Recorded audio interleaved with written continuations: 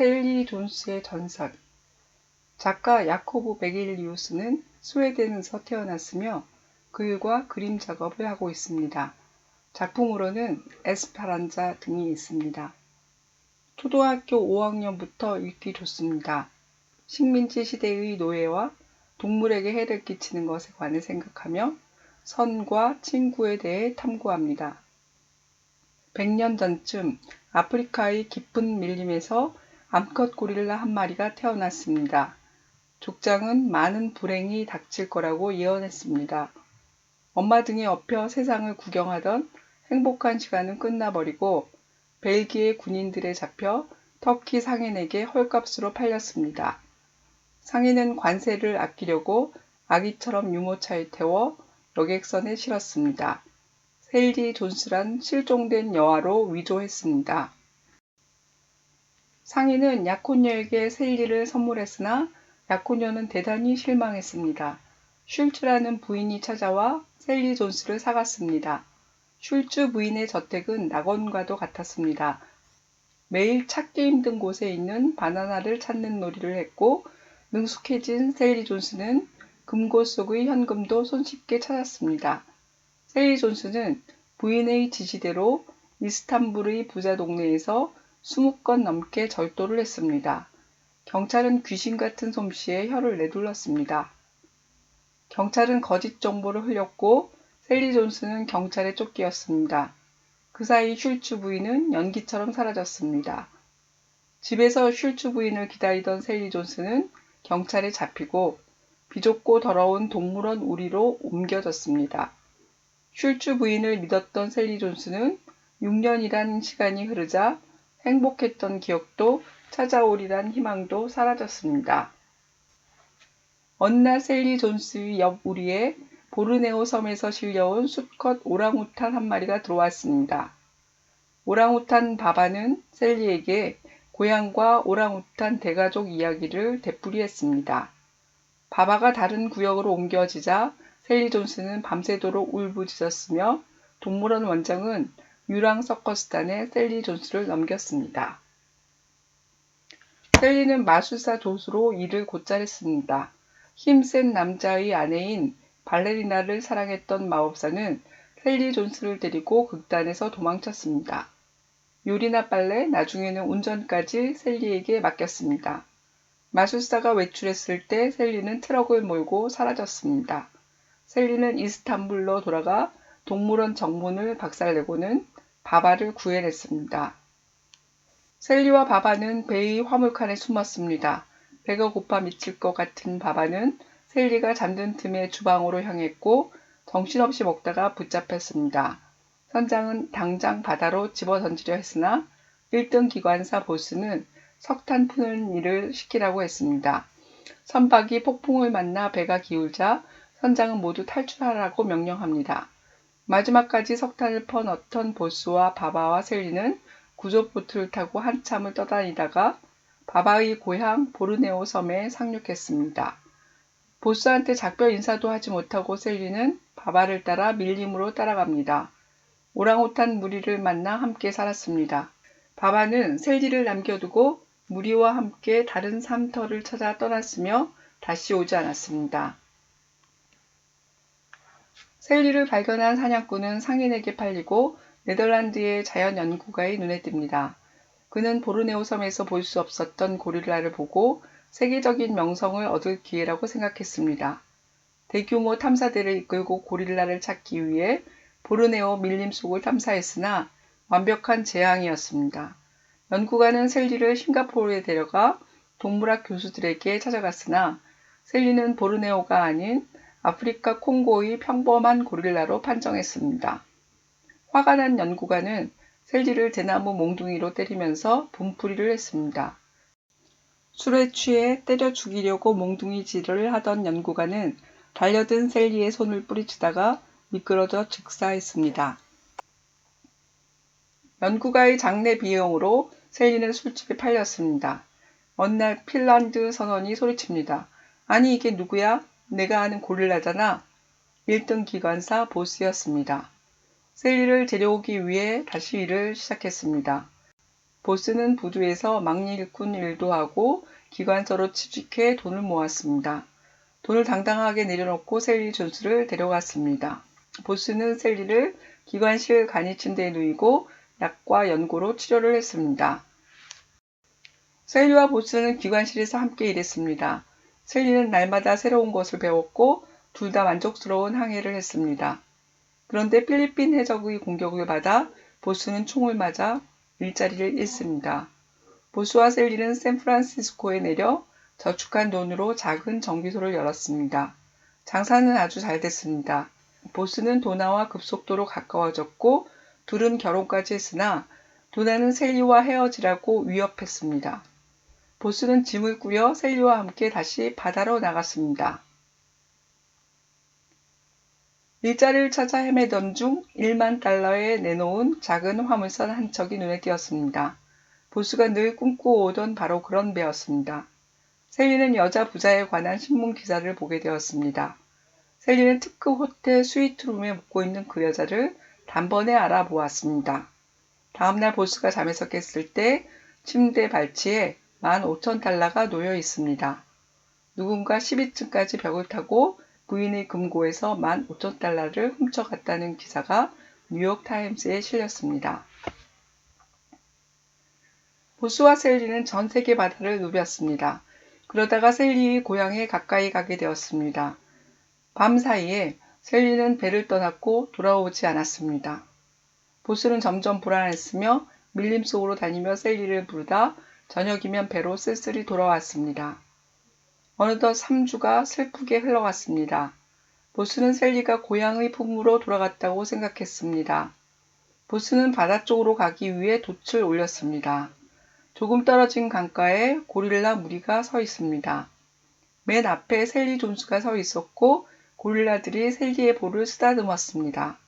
작별 인사를 마치고 셀리는 배에 올랐습니다. 의미를 찾는 질문. 은유.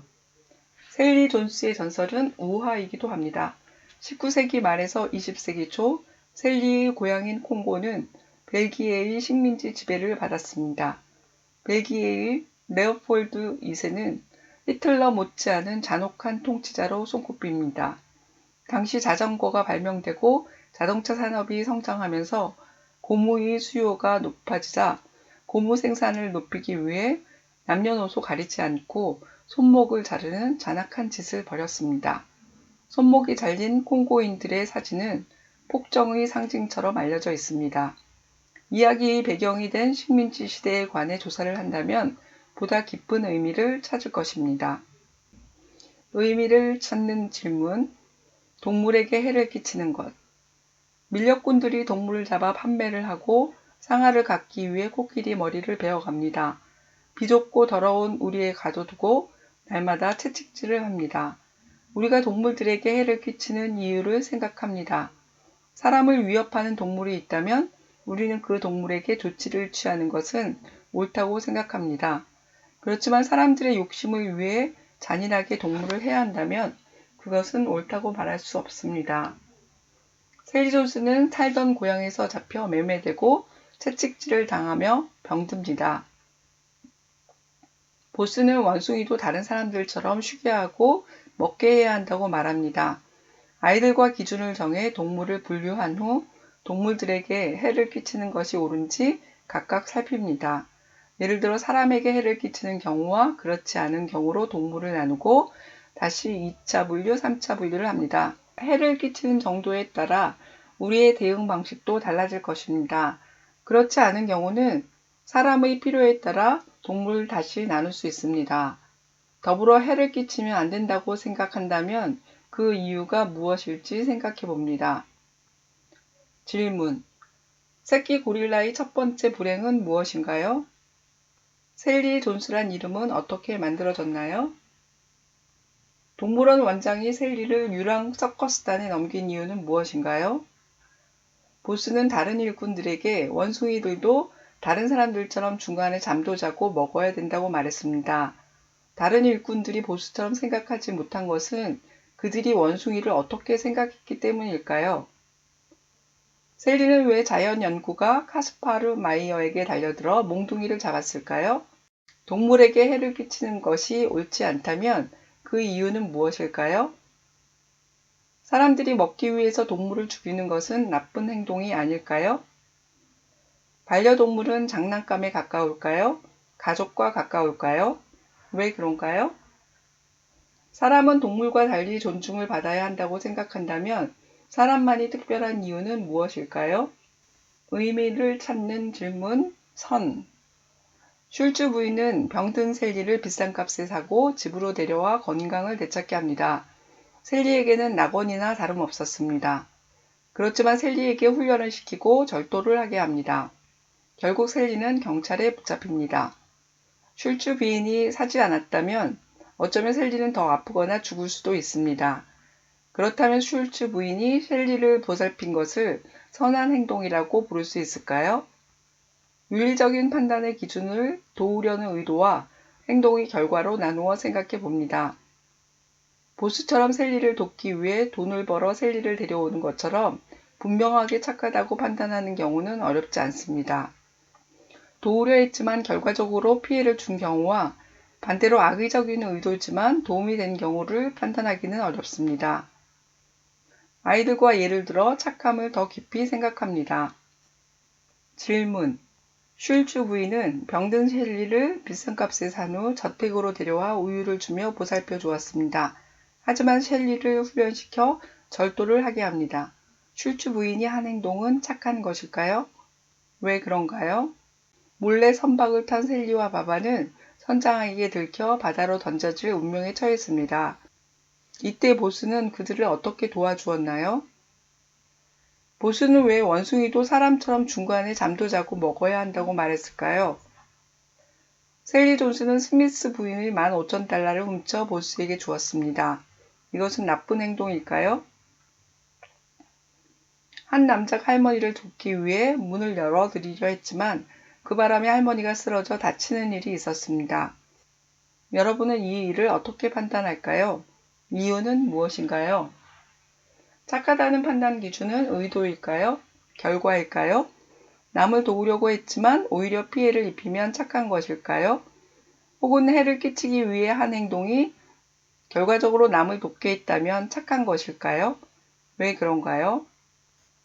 의미를 찾는 질문, 좋은 친구. 슐츠 부인과 바바, 그리고 보스는 셀리 존스의 삶에 큰 영향을 주었습니다. 셀리는 이미 도망간 슐츠 부인이 자신을 찾아올 거라 믿었고 바바 역시 돌아올 것을 믿고 기다렸습니다. 그렇지만 그들은 오지 않았습니다. 셀리와 함께 즐거움과 아픔을 나누며 좋아했었습니다. 이들을 좋은 친구라고 할 수 있을까요? 보스는 셀리를 데려오기 위해 힘든 일을 하며 돈을 모았습니다. 보스의 부인이 셀리와 헤어지라고 하자 보스는 부인을 떠납니다. 슐츠 부인과 바바, 그리고 보스를 비교하면서 좋은 친구의 조건은 무엇일지 생각합니다. 질문. 마술사 실비오가 무용사와 외출을 한 날 셀리 존스는 자신의 계획을 실행합니다. 셀리의 계획은 무엇이었나요? 바바는 오랑우탄 무리와 함께 다른 삶터를 찾아 떠났고 셀리만 남았습니다. 바바는 셀리가 돌아오리라 믿었지만 오지 않았습니다. 셀리는 왜 오지 않았나요? 슐츠 부인과 바바는 둘 다 셀리를 떠났습니다.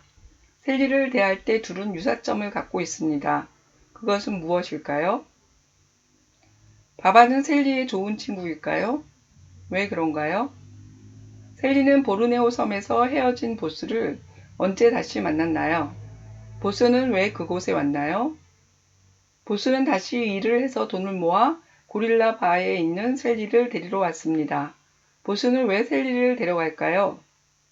셀리의 고향으로 가까이 갈수록 보스는 불안한 예감이 들었습니다. 어떤 예감이었나요? 3주 동안 돌아오지 않던 셀리는 마침내 보스의 배에 오릅니다. 셀리가 고향을 떠나 보스와 함께 살기로 한 이유는 무엇일까요? 좋은 친구가 되기 위해 필요한 것은 무엇일까요?